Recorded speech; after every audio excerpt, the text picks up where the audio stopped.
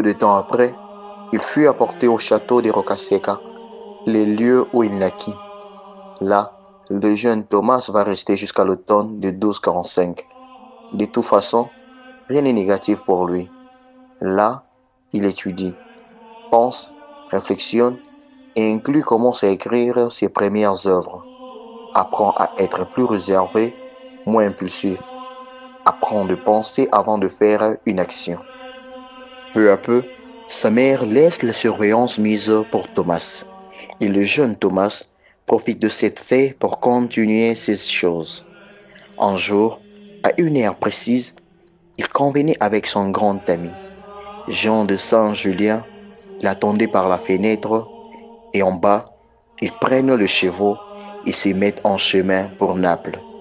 En tout cas, ils sont conscients que cette destination est une destination sûre.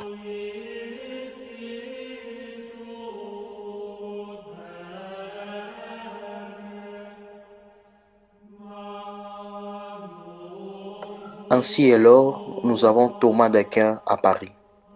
Nous sommes vers l'année 1246. Il continue avec son étude de philosophie dans l'université de Paris.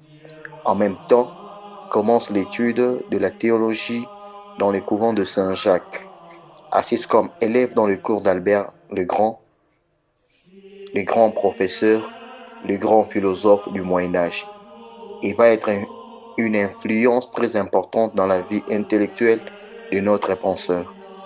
Albert le Grand est possible que fût celui qui a introduit à Thomas à l'étude d'Aristote.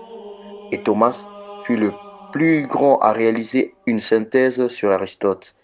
Et cette synthèse entre philosophie et théologie, entre foi et raison. Le même Albert le Grand se rend compte qu'il est devant une personne importante. Il est possible que jamais il a tenu un élève avec le caractère de Thomas d'Aquin, avec cette capacité, avec ce compromis.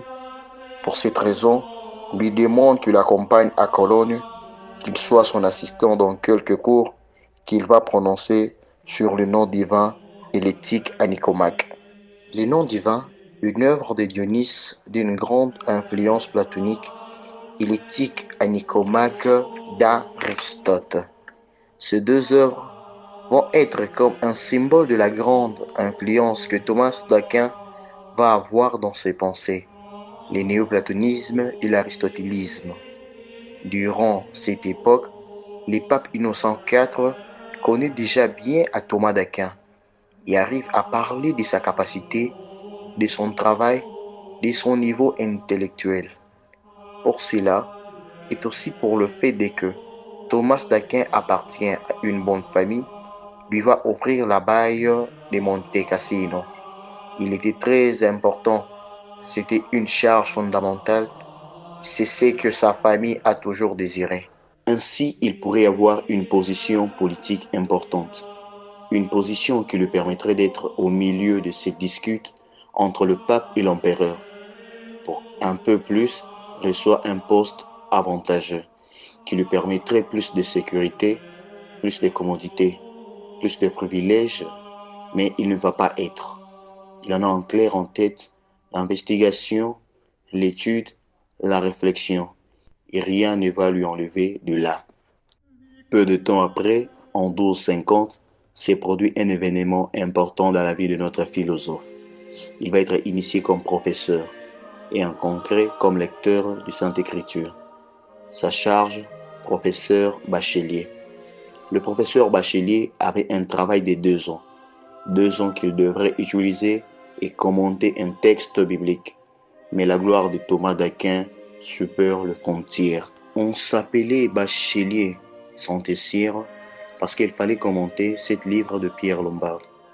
Mais quand Thomas d'Aquin arrive à Paris, il se rencontre dans un milieu d'agitation. Et de plus, un milieu qui n'a qu'à voir avec la situation et l'ordre auquel il appartient. L'ordre dominicain est un milieu d'affrontement envers son ordre et à lui aussi. Cet affrontement était dirigé par le professorat séculier, les professeurs appartenant clergé séculier ne voyait pas avec un bon œil à l'ordre de mendiants et surtout aux dominicains, parce qu'il avait plus de place que le franciscain, et de toute façon, Thomas d'Aquin, la règle, s'affronte clairement avec dureté. Le principal représentant du professorat séculier, Alexandre IV, le pape condamne l'ordre de Guillaume de Saint-Amour, et dans ces temps, cette dispute, cet affrontement reste momentanément fermé. Nous sommes vers l'année 1256. La même année, il écrit L'être et l'essence, un texte où il élabore sa synthèse philosophique de la doctrine péculière de l'être, que Thomas défend. De plus, cette même année passe une chose très importante dans la vie de saint Thomas d'Aquin. Finalement, il obtient le titre docteur à Paris. Il a la licence pour occuper la charge du département de théologie. Il restera encore 3 ans de plus à Paris, 3 ans où ordonnera le département de théologie. Durant cette époque, il y a eu une question disputatio sur la vérité et commence la Somme contre Gentile, l'une de ses grandes œuvres ou œuvres qu'il a conçues pour les chrétiens qui étaient en contact avec les musulmans et les juifs, pour qu'ils l'utilisent comme point de référence pour défendre leur thèse et de valoir leurs arguments, de valoir leur foi.